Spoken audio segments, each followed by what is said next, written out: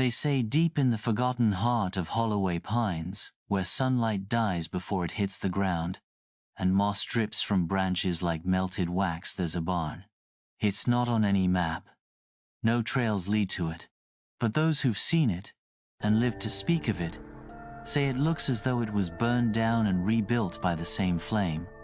The barn stands blackened, crooked, and hunched like something ashamed of its own existence. Its boards are charred, its nails rusted, and a faint smell always hangs in the air around its smoke and lavender. Even in snow, even in the rain. Nobody goes looking for that barn, but sometimes it finds you. Back in 1721, before Holloway Pines took its name, there was a village, Redvale. It stood where the trees now rise, and it was just like any other settlement of its time, small, hard-working, and terrified of what it didn't understand. In that village lived Elsbeth Holloway. She wasn't a wife. She wasn't a mother. She was a healer, a midwife, a woman who knew too much. Too many women thanked her for their healthy babies. Too many men feared her for their wives' recovered strength, and too many secrets were whispered around her name. So, when the crops failed, when sickness crept into the cribs, when the cows birthed things that shouldn't breathe, they blamed her. It was easier that way. They came with ropes and torches, shouting God's name but carrying their own sins like weapons. They dragged her from her cottage, barefoot and bound. They built a pyre in the village barn, a stake at the center, tied her to it. She didn't scream, she didn't cry, she cursed. With a voice that echoed across the trees, Elsbeth named every family watching. She spoke of their lies, their stolen lands, their children born of secrets. And she made a promise. Your blood will carry what you have done, and the fire that takes me will wait for all of you. They lit the flame. She burned, and just before the fire consumed her face, she smiled. They say the barn burned for 3 nights. When they returned to gather the ashes, there was no body, only soot and lavender growing where she had stood. Generations passed. Redvale vanished. The trees grew tall, and the curse faded into folktale. But blood does not forget. It merely sleeps until it hears the sound of fire. October 2022. A couple named David and Marla Weaver drove through the back roads of Appalachia.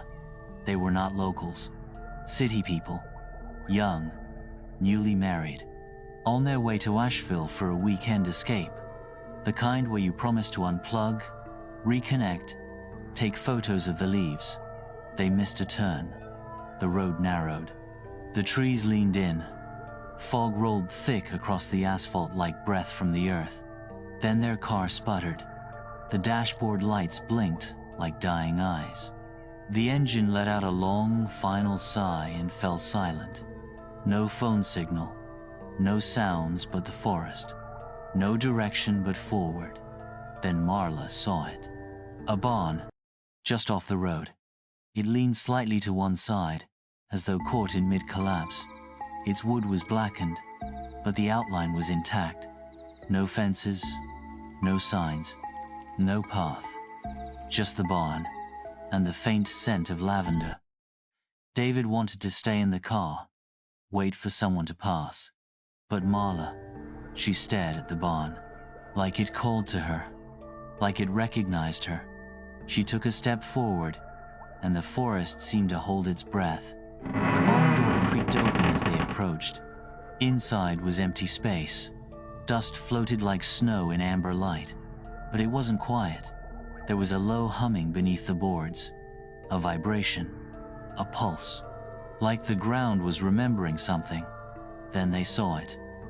In the center of the barn, a post, charred, bound with ancient rope, a stake. The scent of smoke returned, stronger now, laced with something old and sweet. Marla stepped closer. Then, the barn door slammed shut. David lunged for it, wouldn't budge. The lanterns above long dead and dust-covered burst into light. Blue flame, cold flame. And then came the voice. You carry the blood, the guilt, and the flame. It wasn't loud, but it was everywhere. In the walls, in the air, in their bones. Then came the figure. She drifted from the back of the barn like smoke rising from a candle. Elsbeth Holloway. She was beautiful and ruined. One half of her face, still human, pale, sad, serene. The other blackened and torn, skull showing through cracked skin. Her dress was once white. Now it was soot and ash. She didn't walk. She floated, and as she passed, the dust pulled toward her like gravity had shifted. David stumbled back. Who are you? Elsbeth didn't blink. Your family lit the match. David shook his head. We don't know you. We're not from here. Elsbeth turned to Marla. But she is. David collapsed to the floor. When he woke, he was tied to the post. Ash fell like snow. The barn was full. Dozens of figures stood in the shadows. Women, some with their mouths stitched, some with their faces gone. All burned, all watching. Ghosts. Elsbeth held a torch. Its flame burned blue and silent. She stepped toward David. But something caught her eye. The loft. Above, Marla, standing still, expression blank, eyes distant. Her face was pale, but her eyes, glowing faintly gold. She walked down the stairs slowly, barefoot. Her feet left trails in the ash. Elsbeth lowered her head. Daughter of Ash, returned by fire. The ghosts bowed. Marla stepped to David. He pleaded, called her name. She didn't respond. She placed the torch at his feet. The flames rose, cold, silent, devouring. They burned. David slowly, consuming flesh, then soul. His scream was long, but it was only the beginning. The fire fed on blood memory. When he fell silent, only ash remained. The ghosts vanished into the dark, and Elsbeth took Marla's hand. The bloodline has answered. Now we rise. Bones rose from the floor. Skulls, ribs, hands. Dozens, hundreds. The unburned remains of women who were silenced by flame. Elsbeth raised her arms. The barn breathed, and from the rafters, the ceiling opened. Light poured in moonlight unnaturally bright. The ash spun like a storm, and within it, faces. Faces of the cursed. Those whose ancestors watched and said nothing. Those who profited from silence. Those who inherited the guilt.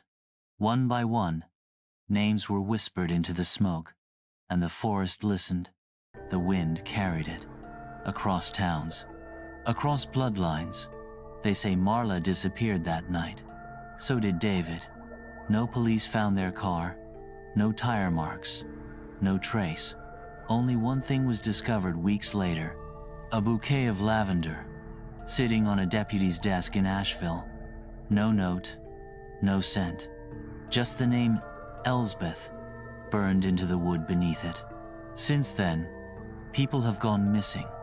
Always alone, always in the forest, and always near that stretch of road where GPS dies, and the pines lean close. They say if you're chosen, the signs begin early. Your dreams start to fill with fire.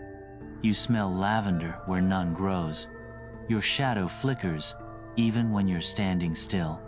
Then, one night, you drive too far.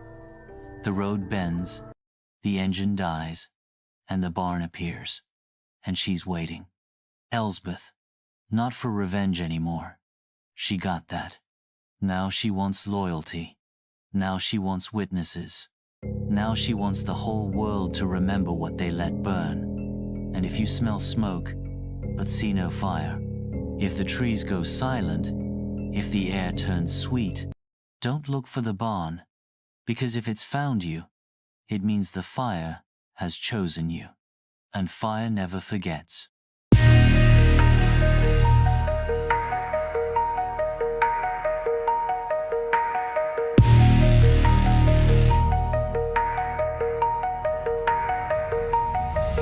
There's a shadow in the hallway and a voice beneath the floor. I lock the doors, I hold my breath, but it's closer than before. A cold wind in the mirror, footsteps on the stairs. I feel it watching silently, but nothing's ever there. Whilst her whispers in the dark, calling out my name. Something in the silence wants to play a game. Close your eyes too long, you'll never be the same. Whispers in the dark, whispers in the dark.